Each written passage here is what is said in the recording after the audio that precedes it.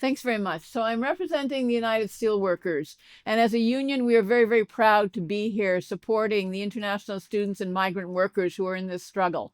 This is not my first visit to the encampment. We've had members coming out from the very start, and my comrade at the site has spoken to our area council, and our members who represent workplaces, mostly manufacturing, but others as well, across the area have strongly given their support. And I think when we speak about the struggle that these brothers, sisters, and others are involved in, we have to remember that Canada is a country that was built by immigrant labor. Beyond Indigenous peoples, it is immigrants who have come century after century. They've created this country, they've created the wealth of this country, and sadly, as the moderator said, things like the Chinese head tax and other examples of racist activity by the federal government and sometimes the people of this country have attacked the workers that have come here and given so much. And I think we have to stand up, and we're seeing another example today.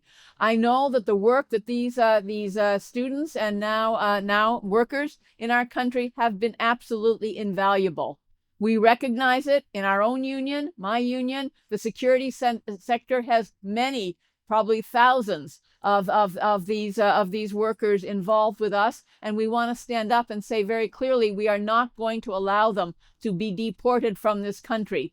We know the value that they have brought. We know the importance of solidarity, and we understand what's going on around the world. There's an anti-immigrant sentiment. You can see it in Europe. You can see it in the United States. It's happening everywhere. And it's sad to me that we can see this same sentiment being fanned by certain elements in this country. And sadly, the federal government has succumbed to some of this rhetoric, and they're blaming. I've heard the minister say that somehow the housing crisis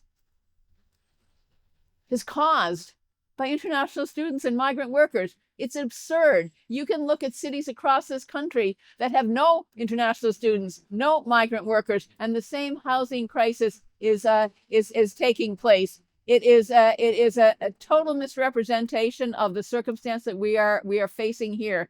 And I think that all of us in this room, I'm assuming, have come from immigrant backgrounds, whether it's ourselves, our parents, grandparents, or beyond that. And we have to stand up. We cannot allow it. So many generations have faced this kind of attack on immigrant and migrant workers in the past. This is our moment. And we have to stand, as the speakers before me have said, and say, no, this is not an isolated struggle. And if we allow this struggle to be lost, that these students to be deported, it's a mark on our country. And frankly, it's a mark on all of us if we don't stand with them. And the things that they are asking for, an immediate extension to work permits that are set to expire in 2024-25, 5-year postgraduate work permits for all international students, an immediate end to labor market impact assessment-based exploitation, and a fair pathway to permanent residency.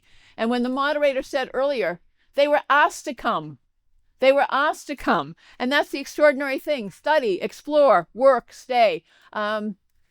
Immigration Minister Marco Mendicini said, we don't want you just to study here, we want you to stay here. And as she said, most of these students come from poor families, working class families, families who've sold their farmland to allow their children to have a better life. They did everything for their children. And now this country that said we would welcome them and allow them to stay and prosper and live and contribute are saying, no, you have to leave. It's unacceptable. It's a broken promise, and the labor movement will not stand for it. Thank you very much.